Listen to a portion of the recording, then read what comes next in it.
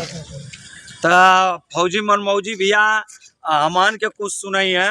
हम यह चाहब कि जवन भी चीज सुनावा बढ़िया सुनावा। फौजी मनमौजी भैया वैसे भी जवन चीज भी सुनावन लाजवाब सुनावन, इनकर जोड़े ना कौनो यो जानला भैया का। तो हम चाहब कि आपके थोड़ा सा बस आपके मीठा शब्द से कुछ हो जा भैया।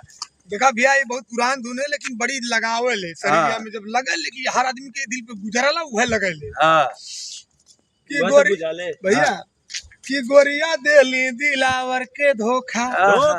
पहलवा रहा कि गोरिया देली का जो धर के धोखा, लेकिन हमारे संग रहने दिलावर दिलावर ये समझ में हो दिलावर। अच्छा दिलावर सद्दाम समझला कि जिंदगी में तोरो पे लाइन शूट करी। जी जी एकदम भैया। कि गोरिया देली दिलावर के धोखा, अरे यार बोलावली कहली सोखा, गोरिया देली दिलावर के धोखा। ओकरे बाद लाइन कहाँ जाते? अरे कहले सद्दाम तू फौजी के रोका, कहले सद्दाम जल्दी फौजी के रोका, गोरिया देली दिलावर के धोखा, गोरिया देली दिलावर के धोखा।